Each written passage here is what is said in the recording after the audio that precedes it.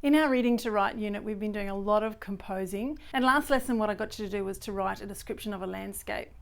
So today I thought what I would do is I would show you the process of that and what I want you to do next to try and improve your writing. So I'm going to have a go of doing the same task that I got you to do. So like you guys, I'm feeling a little bit inadequate writing, but we're all in the same boat. So the landscape I've chosen is a landscape I've seen in real life. So I'm just going to write about what I could see when I was at this place. So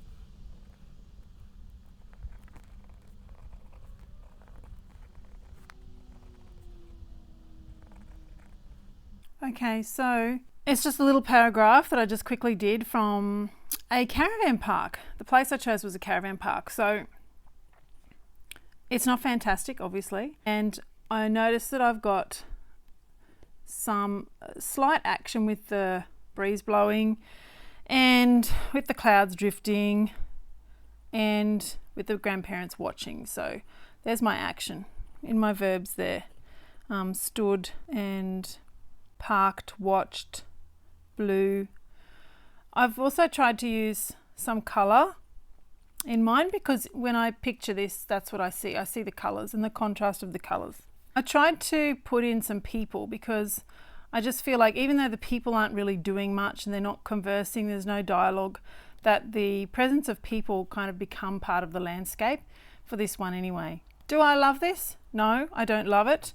I can picture it in my mind, and I wonder when you did the activity that I got you to do where another person drew what you read out, if they drew what was pictured in your mind. Now I need to ask myself, what would I do to make this better?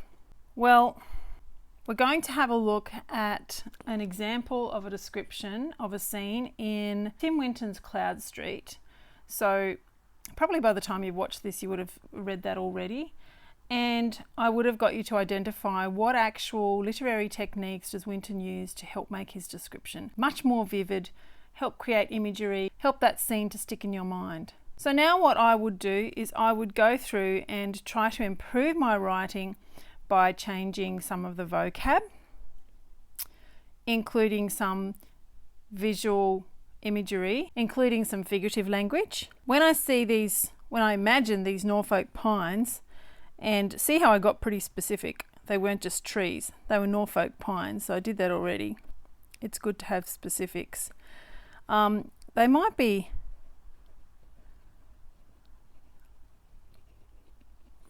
a bit like soldiers or sentinels. Maybe I would put some personification in here because the breeze blowing, I've already got a nice little bit of alliteration there, that was accidental. And across the seaside, sand across the seaside. That's kind of nice. I'm happy with the use of colour, but yeah, I feel like it needs maybe some personification there somewhere, whether I would personify maybe the clouds or even the breeze. And this gentle's a bit, I don't know, it's a bit overused, I think. Not in this piece, but you know, in general it's overused. I don't really like the gentle breeze, it's a bit ugh. So I'd probably think of changing that vocab there into something better. I'm a bit stuck on what I would use. So my next step then, if I'm stuck, would be to use a thesaurus and use a friend, a peer, who can give me some suggestions. At this point, if I'm ready to show it to a friend or to somebody else, then I need to be prepared to accept their criticism and to let go of this little baby that I've just created and to give it a life of its own. I want this greenery to stand out more so that the contrast is more pronounced. What if that's frothing ocean blues? What if the clouds are happy? Happy clouds. The greenery at the caravan park is actually not that vivid. It's kind of patchy. This grass doesn't grow that well in caravan parks anyway, if they're by the ocean. Patchy greenery contrasted with frothing ocean blues and happy clouds of white drifted over. And no, I don't like that there. I'm going to change it into an adverb, and clouds of white drifted happily overhead. The grandparents, I want to add some kind of an adverb here too. How did they park themselves? I kind of like the feeling of like they're being at their car that's had enough, too tired, so they just park themselves there. But it's not really enough. I want to add an adverb. Grandparents had parked themselves how? Reservedly? No, I don't like that. I'll come back to that. I'm not sure. Resolutely?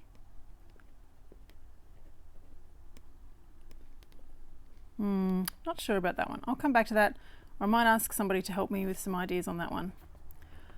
In camp chairs. I don't really think that verb is very effective. I mean, I'm picturing the kids on scooters, but I don't like scoot past. Scamper? Maybe?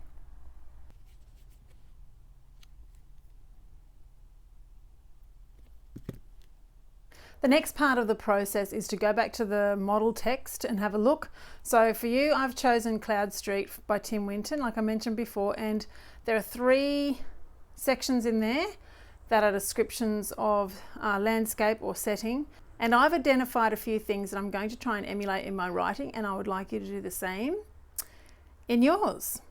What I've noticed is it doesn't seem to necessarily just be a standalone setting. The setting seems to form a function within the plot.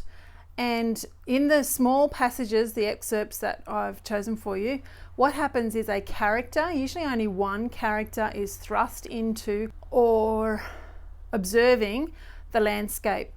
And so Winton is able to describe the landscape while that character is actually also taking on some kind of action. It may be some simple action of just moving through the landscape. In some of those extracts, you would have seen that, for example, Lester is driving along the coastline looking for his sons, and then he gets out of his car and he's just walking along. And so that action has an actual purpose within the plot because he's freaking out because his sons are lost and he needs to find them urgently. Also, what I noticed was each of them had a time of day, so that the landscape itself seemed to come alive depending on what time of day it was. I think one's at dusk, one's at dawn. I can't remember what the other one is, but it's all at a time of day. So that's something else that could be incorporated into descriptions of landscapes. I noticed that not only was there a character and movement of that character or interaction of that character within the landscape and the time of day, but that character had some kind of an emotion or a light bulb moment or a thought process because of that landscape. So it was like the landscape came alive, even though it wasn't necessarily personified. I know that Winton uses a lot of personification in his descriptions, but not necessarily personification, but that the landscape was a catalyst to make that character react and think and make decisions and have emotions. So that's something that you could try to use in your writing.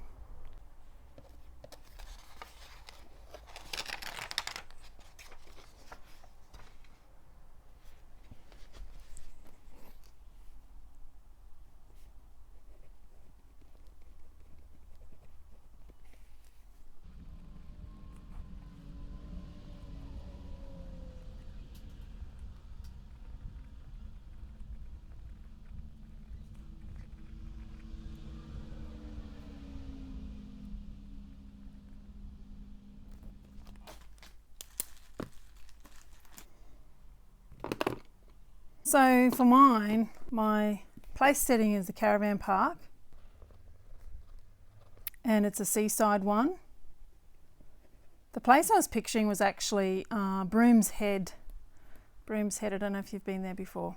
So the characters that I have are the grandparents, but even though it's plural, I'm going to consider them as like one entity. And then their grandchildren. And I want to contrast, they're also one entity, even though it's plural. I want to contrast that. So the action and the movement that I kind of already had was the children were scooting, like on their scooters, traveling through on their scooters. And I imagine like a footpath type thing, but I didn't actually put that in. Need to probably think of a motivation as to why they're there. And because I don't have a plot line yet for a short story or anything, I can't necessarily link my setting to my plot. Winton always links his setting to his plot. So that's something that I could work on in later stages if I was to incorporate this into a short story. Emotion, thought, observation, conclusion. Well, it's going to be pretty predictable, I suppose, if the grandparents are watching their grandchildren. What kinds of things what kind of emotions could they have? Some possibilities. Love,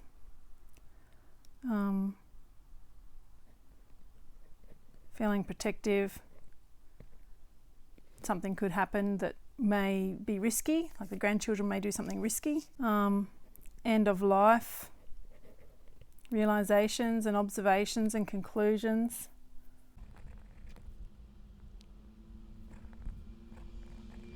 Maybe some frustration.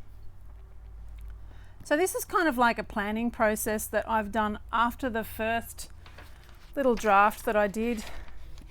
And that, even though we would often plan before we even start writing, it's actually okay to plan again because I can incorporate some of these ideas into this now.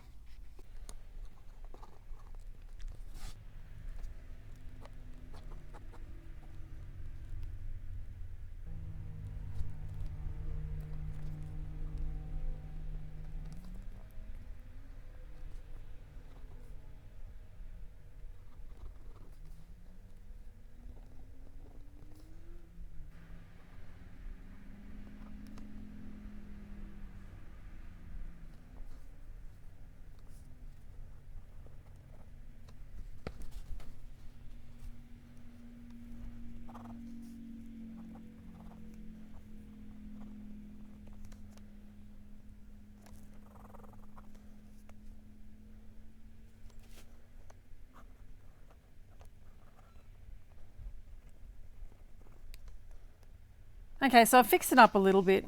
It's a little bit better. But now I'm just concerned it might be a bit overdone, a bit flowery. So what I want to do is I want to eliminate bits that are not necessary, bits that aren't going to impact the future plot of my short story. For that, I'm going to need a second pair of eyes. I'm going to need somebody else to help me. And I'm going to have to work a little bit more on my plan as well.